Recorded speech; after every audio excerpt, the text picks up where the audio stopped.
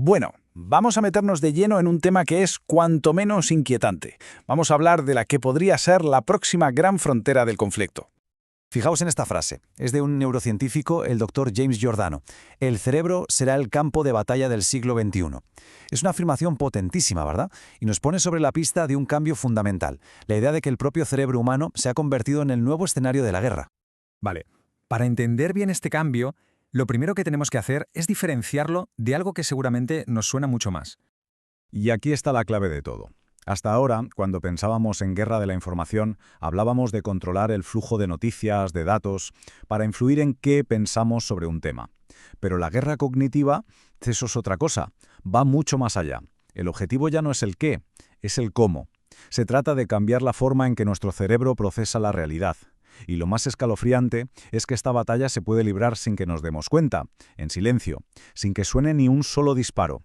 Y es que, claro, esto la convierte en una amenaza increíblemente insidiosa, porque no es una guerra declarada. Opera, digamos, por debajo del radar, de forma silenciosa, socavando poco a poco la confianza, que es al final lo que mantiene unida a una sociedad. Vale, muy bien. Pero, ¿cómo funciona esto en la práctica? ¿Cómo se hackea el cerebro humano? Vamos a ver cuáles son las herramientas, cuál es su arsenal. Pues la estrategia no es de fuerza bruta, para nada. Es mucho más sutil. Se trata de aprovechar las vulnerabilidades que todos tenemos, los, digamos, bugs que vienen de serie en nuestro sistema operativo mental. A ver, nuestro cerebro, para ser eficiente, está diseñado para tomar atajos. Es algo que ha hecho siempre. El problema es que hoy, con la cantidad de información que recibimos, esos atajos se convierten en puntos débiles. Por ejemplo, el sesgo de confirmación, esa tendencia a hacerle caso solo a lo que confirma lo que ya pensábamos. O la simple repetición, escuchamos algo muchas veces y aunque sea mentira, nuestro cerebro empieza a considerarlo como verdad. Y ojo, que esto no son fallos personales de nadie, son características de cómo funcionamos todos y claro, pueden ser explotadas para manipularnos sin que nos demos ni cuenta. De hecho, hay toda una disciplina, la economía conductual, que se dedica a estudiar esto. ¿Por qué tomamos las decisiones que tomamos? Pues bien, todo ese conocimiento se ha, digamos, reconvertido, se ha militarizado. Nuestros propios datos, nuestros patrones de comportamiento se han convertido en armas.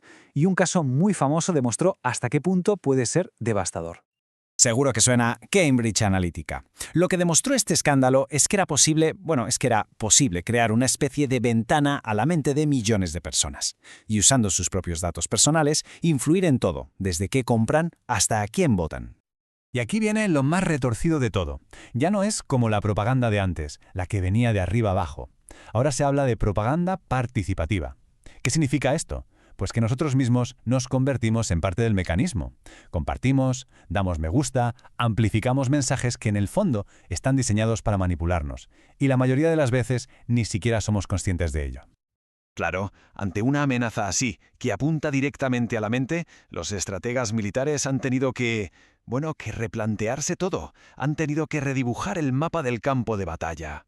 Porque, a ver, ¿cómo se defiende un campo de batalla que está dentro de la cabeza de cada persona? Es una pregunta que rompe todos los esquemas. Si el territorio a defender ya no es físico, sino que es la mente, ¿dónde están las fronteras? ¿Cómo proteges algo que es a la vez público y totalmente privado? Hasta ahora, la estrategia militar siempre ha hablado de 5 grandes dominios: tierra, mar, aire, espacio y, más recientemente, el ciberespacio. Pero ahora se está empezando a hablar de un sexto dominio, uno que en realidad está por encima de todos los demás y que se ha vuelto el más importante. El dominio humano. Y lo crucial, lo que hay que entender aquí, es que todo lo que pasa en los otros 5 dominios, un ataque por tierra, una operación en el ciberespacio, al final todo se hace para conseguir un efecto aquí, en el dominio humano. Ya no hablamos solo de soldados, hablamos de la población entera, de la cultura, del tejido social de un país. Asumir que este nuevo dominio existe nos obliga a mirar de frente las enormes implicaciones que tiene para la seguridad mundial en el futuro.